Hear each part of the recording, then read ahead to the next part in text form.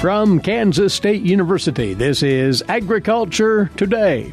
Eric Atkinson with you. Here's what's coming up. The Director of Extension at K-State, Gregg Hadley, will talk about the adjustments that local and state extension operations have made as a result of the COVID-19 situation to maintain the flow of information out to you agricultural producers and other extension stakeholders. Also on board today from the Washburn University School of Law, Roger McEowen.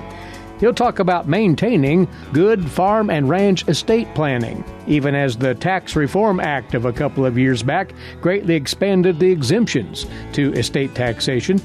Also awaiting is K-State's Gus Vanderhoeven with his weekly commentary on life in rural Kansas. All that and more next on Agriculture Today.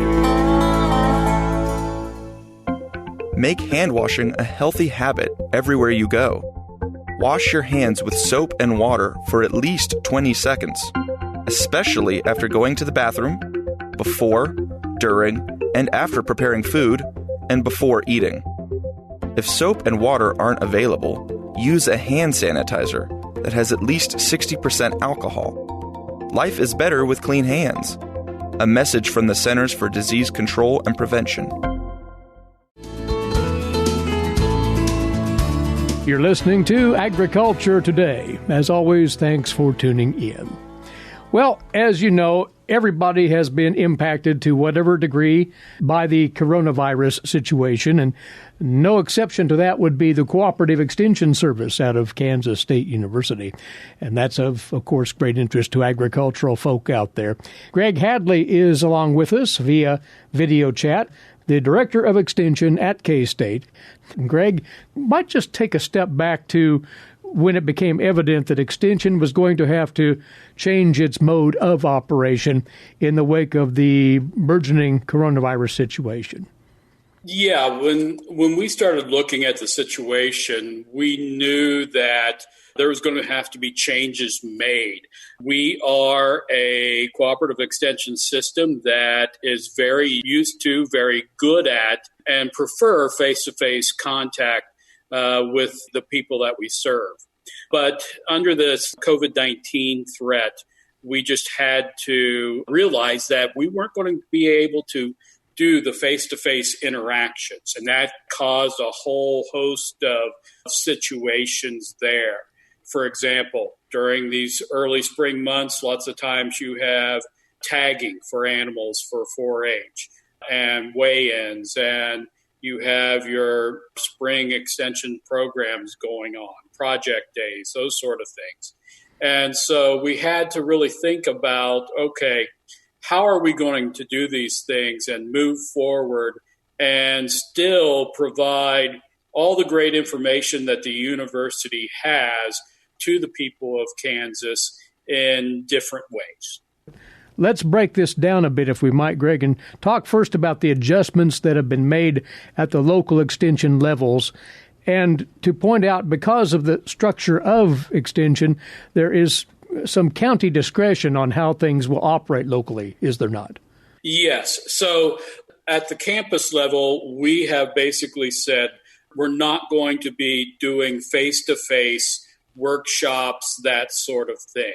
And at the campus level, we are, except for some personnel that are staying on campus to do their jobs and things like that, the vast majority of us are working at our homes, out of our home offices, at the kitchen table or at the kitchen counter, as the case may be. As you are today, as a matter of fact. As I am today. Yeah.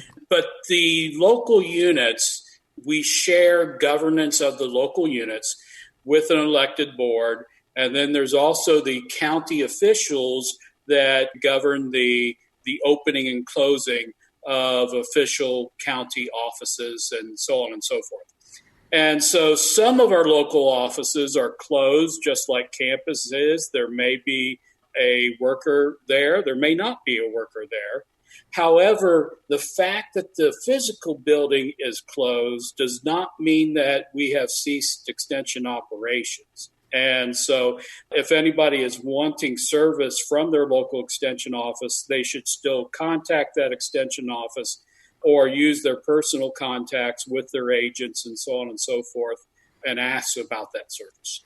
Now, the large agent team out there has been left to their devices to come up with creative ways of continuing the outreach. And just to share some good vibes out of this, you've witnessed, you say, Greg, some examples of very innovative thinking and approaches to carrying out those extension agriculture and other programs.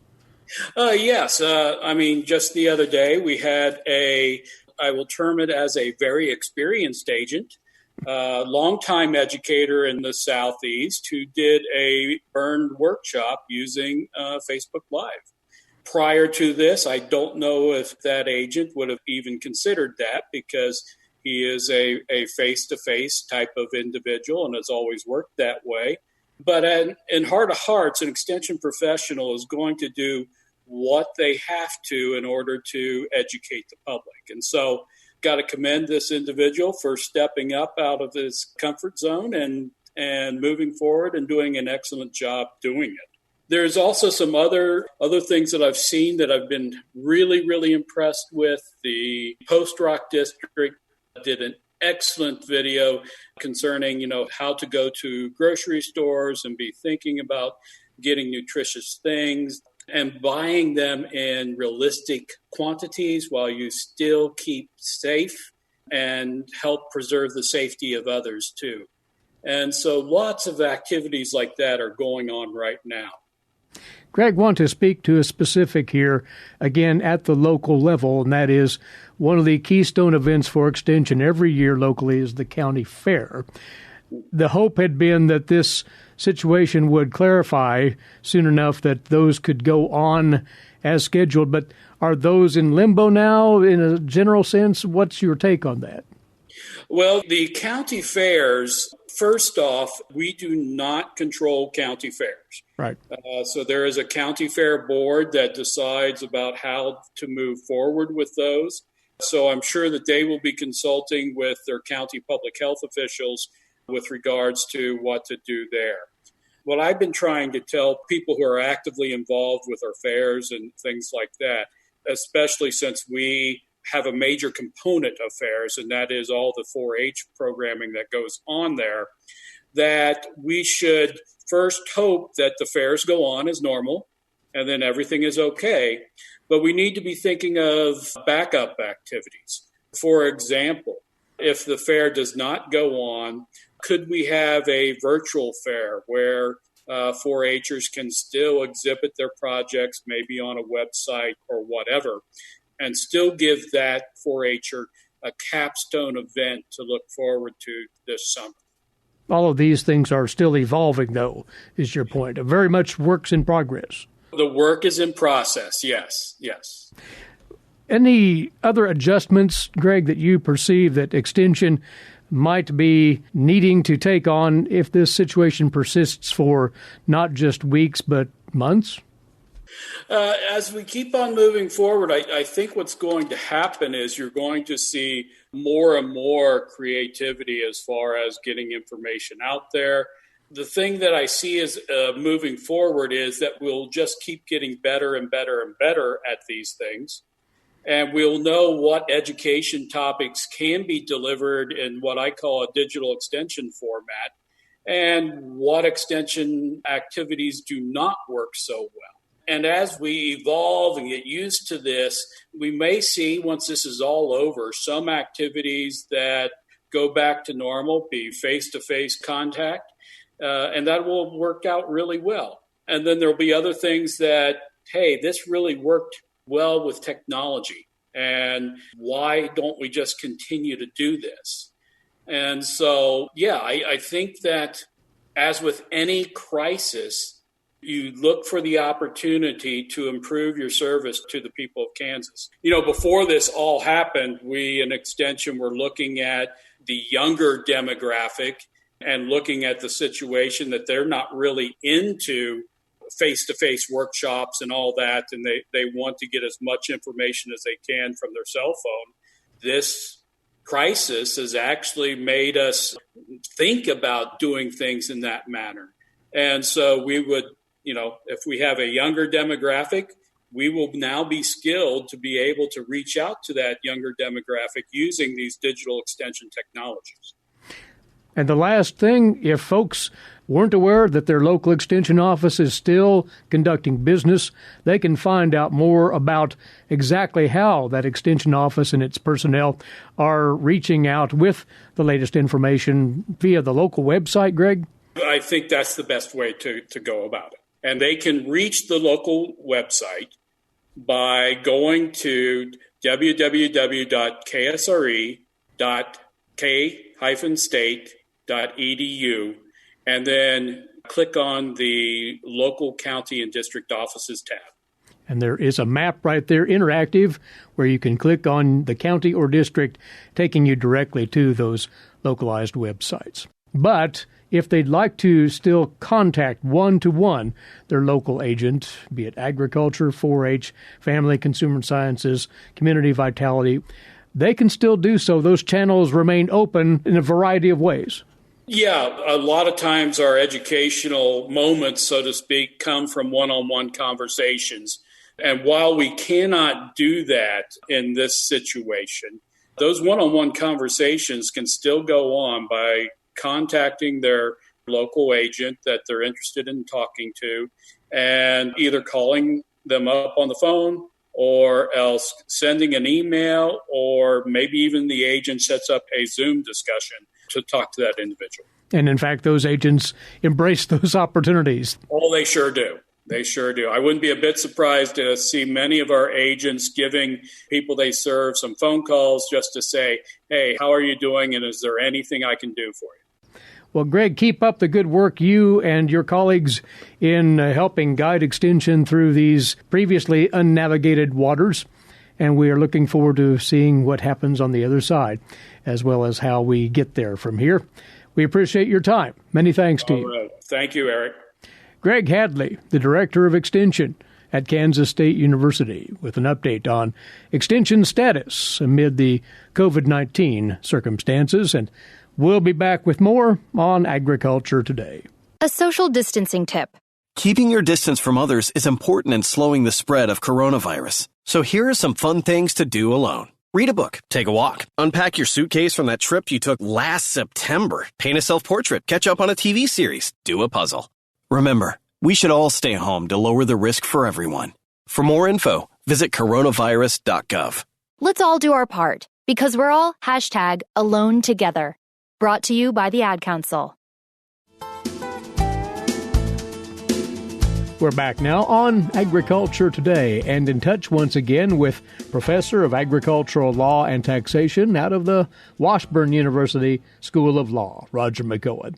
And Roger, we'll talk one of your favorite topics today, farm and ranch estate and business planning. Going forward, we bring this up, you say, because there's been quite an easing of rules and regulations regarding estate planning in recent years, specifically attached to that Tax Cuts and Jobs Act of a couple of years back. And before we move further, you might remind us what's happened there. Well, the TCJA, enacted in late 17, really kept in place the rules that we've had for a number of years, effectively starting in 13 with respect to estate planning and the income tax basis issues that surround estate planning, and a lot of the rules that we have in place that we're concerned about when we do estate and business planning for farmers and ranchers.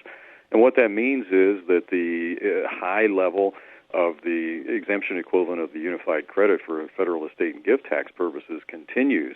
And currently, for deaths in 2020, it's sitting at $11.58 million per decedent for deaths in 2020, and that would be also for taxable gifts made in 2020. And so the thing is, a lot of people perhaps may think that they don't need to do any estate planning because the level of the exemption is so high, and that's been a concern for some time now. You would argue to the contrary there, and let's talk of why you think it's important for farm and ranch families to stay on top of their estate planning and maybe revisit it. Do you say that there may be some potential outdated language in existing wills and trusts that might be worth taking a second look at? Right. That's just one of the things to keep in mind. Even though you think you may not need to do any estate planning, there are some very important details that need to be paid attention to, even though you probably don't have a federal estate tax issue to worry about, and in Kansas you don't have a state-level tax to worry about at the time of death. That's been repealed now for a number of years. Other states retain that system of taxing property at death, such as Nebraska. Nebraska has a county inheritance tax. Iowa has an inheritance tax. And there are a handful of other states across the country, less than 20 now, but still some states that do tax property at death. So the first point is that we do have to worry about estate levels for potential taxability at the time of death. And that ties into your comment there that we may have persons that have what I would call outdated wills, haven't looked at it in the last 10 years, for example. I still see situations where I get presented with a will that somebody drafted in the 1960s or 1970s, and those are badly outdated. And the reason I say that is often there is what we call formula clause language in existing wills and trusts that were tied to the exemption level that was in place at the time the will or the trust was executed. We really want to look at documents like that to see if that language exists, because if it is tied to a specific dollar amount of an exemption, that dollar amount has changed. And so that clause may not send the property in the right direction after death or in the right amount, particularly if we're trying to split it between a spouse and children. So that's just one thing that needs to be examined if you haven't looked at an estate plan in your existing documents for some time now. So it might actually call for a redrafting of that will or trust, you're saying. Right. There may be need to, I wouldn't say necessarily overhaul the entire document, but some type of codicil or an amendment to an existing document to clean up that language to make it flow in accordance with the numbers and the rules that we have in place right now. You say as well in your blog on this topic recently posted that there might be due consideration to the income tax benefits of family entities within these estates.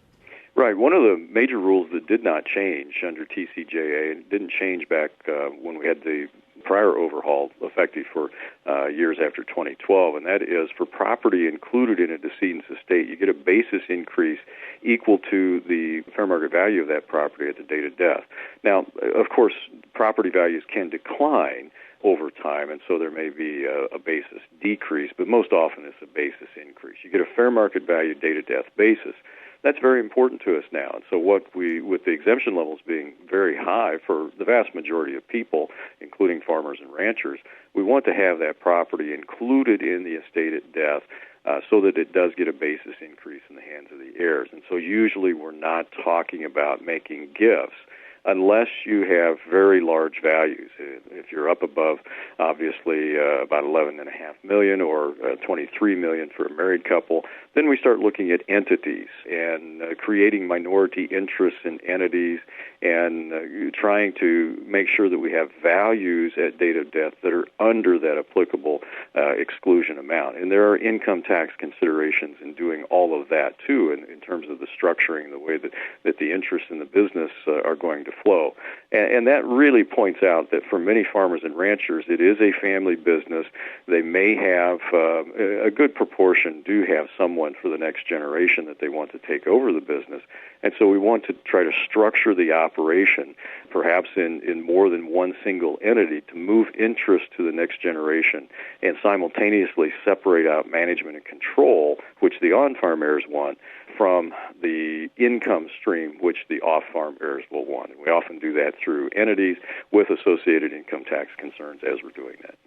Well, in the same blog, you bring up several other bullet points on this topic, one of which is evaluating irrevocable trusts, which we've talked of before, and considering what's called decanting. You might explain that. Yeah, decanting is the process of pouring the assets of one irrevocable trust into another one that contains more desirable terms. Now, it is irrevocable, so we can't revoke it, but we can dump it under certain rules. We can dump the assets of that trust into another trust that has improved language that carries out more precisely what we want to do with those assets. So, for example, I created an irrevocable trust a number of years ago. The underlying rules have changed now, and I can't go back and amend that. because it is irrevocable, but there are rules that allow us to take the assets into that and pour it into a newly drafted trust that has the appropriate language in it. Now, the rules that surround doing that are incredibly complex. This is one, definitely, you cannot do it on your own, but it is a valuable option when you have unforeseen circumstances that arise, perhaps during trust administration, or before that, your underlying rules have changed. Well, something, again, that we've discussed at length, the creation of business entities for estate tax management purposes, such as an LLC.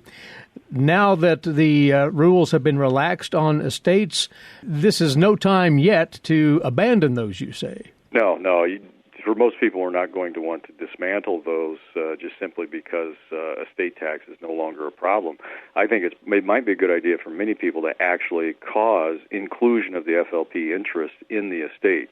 And so what we can do is revise the partnership agreement or the operating agreement and have a parent document control over the entity itself. Then, if we're dealing with a family limited partnership, we can make a tax election under the code, which can allow the heirs to get a basis step up. So I think you see a theme here. A lot of what we're doing now in estate planning has to do with techniques to cause inclusion of assets in the estate to get the basis increase. We really have the best of both worlds from a tax standpoint in estate planning right now at the federal level, and that is we have a very high exemption, so very low potential for federal estate tax unless the estate is very large, and we still have the basis step-up rule at death. Those two combined are very powerful, and of course that basis step-up rule is very important for just about every single farmer or rancher that's out there. And one final point relating back to yet another topic we've discussed right here, that qualified business income deduction. If folks have not reevaluated their business structure in view of that possibility, that deduction, they should do so, you say. It is something to consider. I think in most situations we're not actually restructuring just solely for the purpose of obtaining the 20% qualified business income deduction, which applies for businesses that are not C corporations, because there are also other considerations to take into effect when you change entity structure. But keep in mind, what happened under TCJA was that the corporate tax rate was cut to a flat 21% from the first dollar out of the box. And to give a tax benefit to non-C corporations, a new 20% QBID was created. It does influence the entity planning choice for those that have done no entity structuring up to this point in time.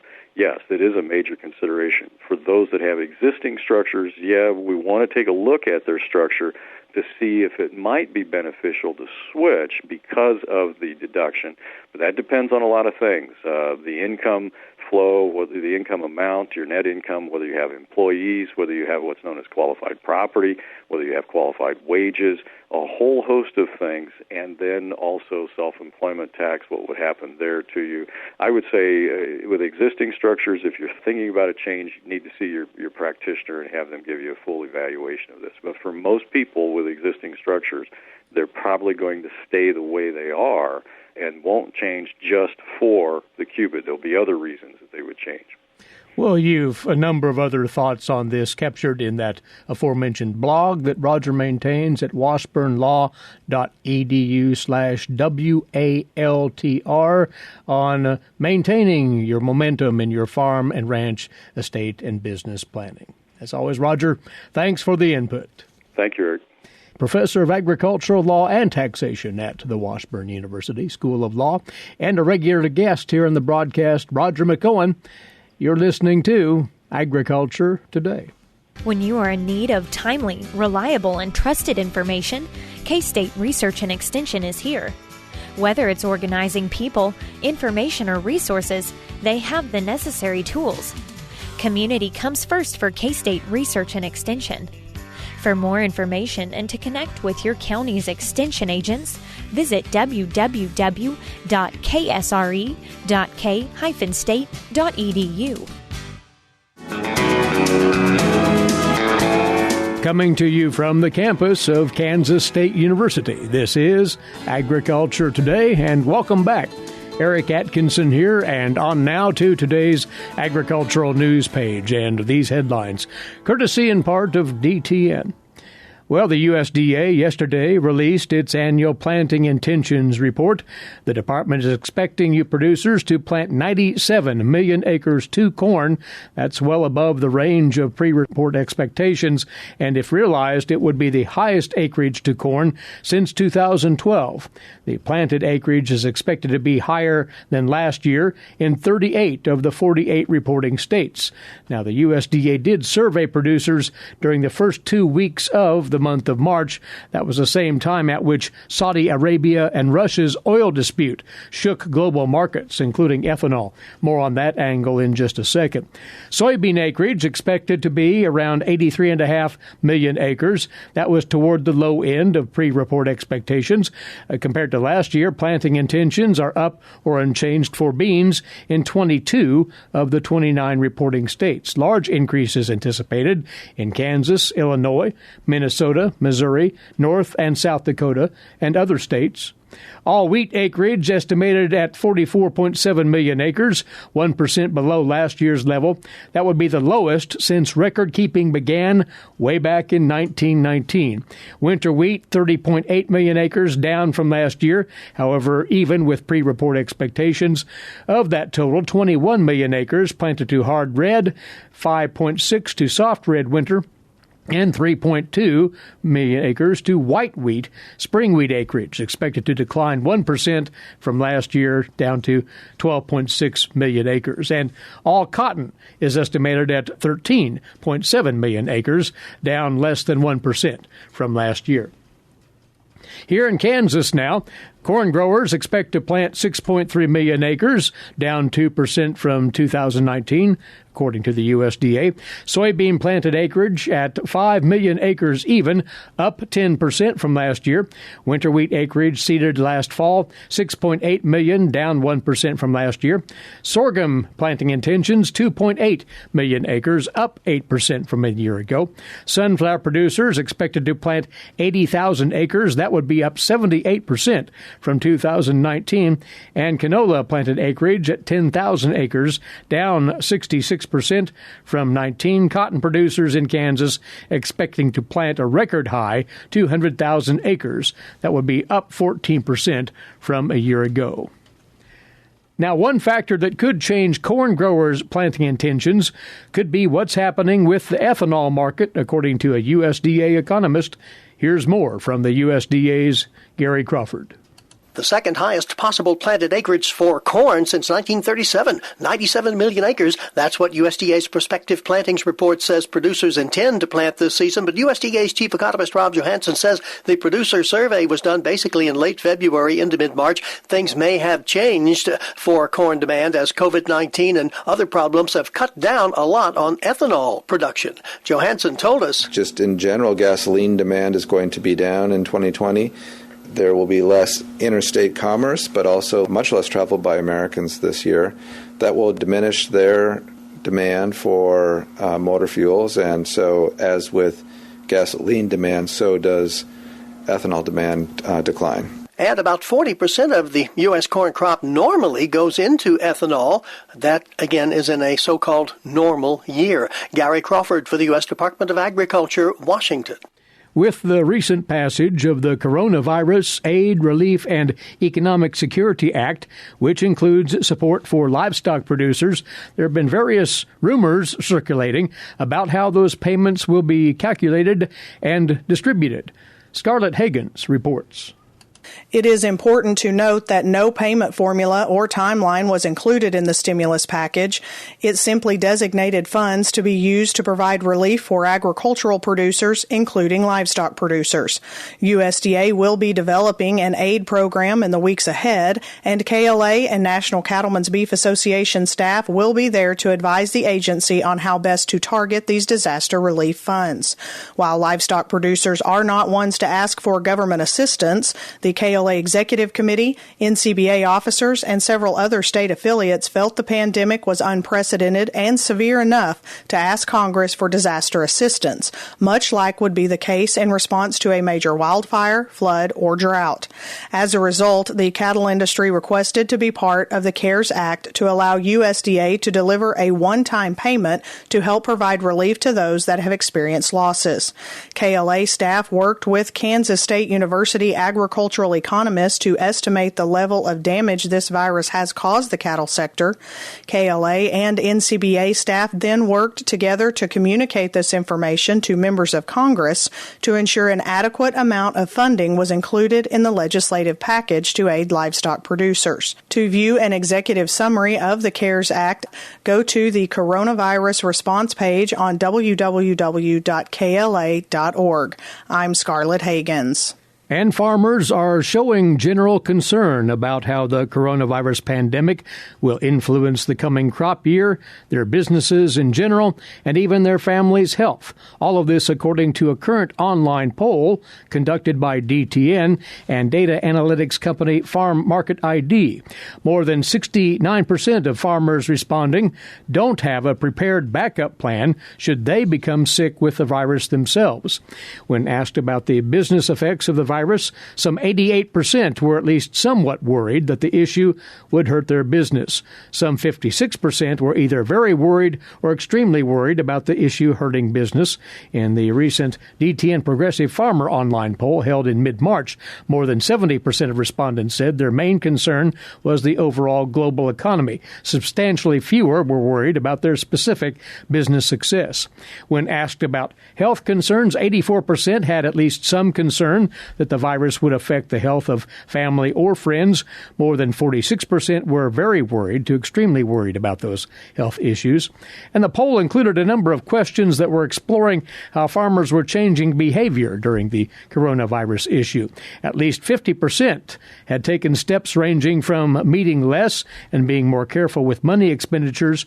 More than 85% were taking steps such as practicing social distancing and putting more effort into washing hands or using hand sanitizers regularly. And producers were also looking to various input suppliers and other vendors to work with them during the pandemic period. More than half of producers were looking for improved flexibility in pickup and delivery of supplies and thought that the suppliers should offer flexible financing terms. That's a look at today's agricultural news headlines. We'll be back shortly here on Agriculture Today. Social distancing slows the spread of coronavirus, so we should all stay home to lower the risk for everyone. More info at coronavirus.gov. Let's all do our part, because we're all #AloneTogether, brought to you by the Ad Council. This is Agriculture Today.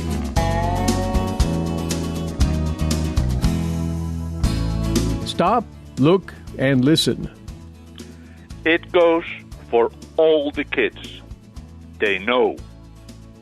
That's Gus Vanderhoeven of Kansas State University with comment on life in rural Kansas. It's more than a week ago I emailed Talina, my daughter, in Amsterdam. As a parent, I am concerned about her with the current coronavirus COVID-19 outbreak. We are here, and she is over there. Of course, we are concerned about our families here, children, grandchildren, and great-grandchildren. And our concern goes beyond to our friends.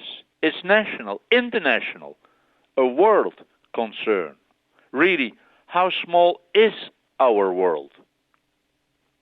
But talking to Talina, I wanted to convey one very important message. Stay put.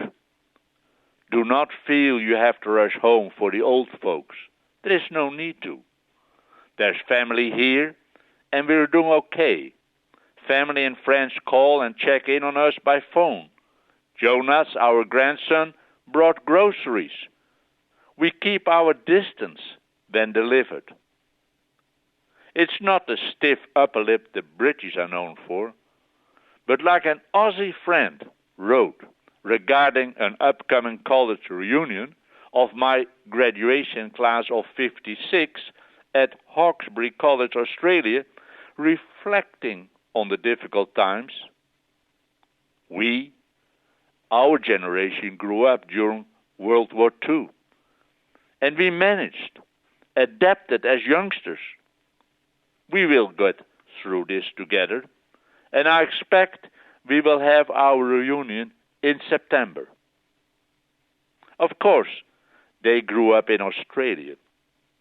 Australia was never occupied, but the Pacific was a battleground. It's because of its worldwide spread this virus has been referred to as a war with an unseen enemy. As a child during the war, I did experience moments of fear. There was no way to protect children from that. You never knew. The front line was only a 3 or 5 day event for us. The final breaking through only 2 to 3 days. But the 5 years of occupation and war is a comparison for me. And it is a brief analogy I made for Teline to share with her how I thought and handled the present coronavirus pandemic. I told her during the war strategic locations and infrastructures would be attacked and bombed from the air. And if you happened to be close, you could get hurt or die. The ordnances, bombs, etc., what came down had a target, but was indiscriminate. Once released, it came down, and upon impact, exploded. But it was not only bombs. There was shrapnel coming down from air artillery, also of dueling fighter planes. I remember making myself very small behind a tree on my way to school during an aerial fight above my head. When it was over, you walked on. Parents could not protect you. With the many bombers flying over the Netherlands on their way to Germany to destroy factories and or crucial bridges and railroads, some planes would not make it. They were hit. When they tried to turn back to reach England again, they often released their payload, the bombs. They tried to drop them over water, the IJssel Lake, but they also released them over land. One night on a bombing run, a plane having turned around released its bombs near our town. A bomb fell on a house further up the main street and set it on fire. A child died in his crib. I remember standing in front of the burned-out structure, the slow smoke still rising, fallen beams all black. The bomb was pure random. There really was not an absolute safe place to go. With the coronavirus, we take precautions. We follow instructions for safety, at least maximizing the safety, and that's it. It's like a war. I know it is relative, but we're not New York or Amsterdam for that matter. Here, we're lucky. I'm talking personal safety, but I'm thinking of businesses, especially small businesses. I only have to think about a person who I know and runs a coffee shop. It's one of the many who closed. The economic impact is like a war.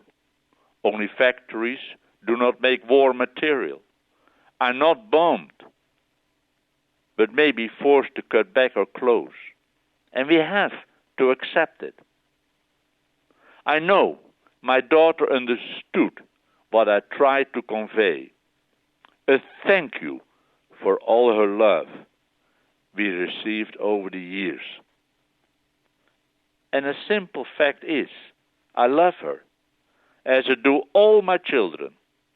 Each is different, although naturally some common thread runs through them. When I sneeze or cough, I know it's just a common sneeze. I'm an old man, and allergies are about.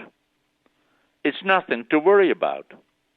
But you know, it does make you think.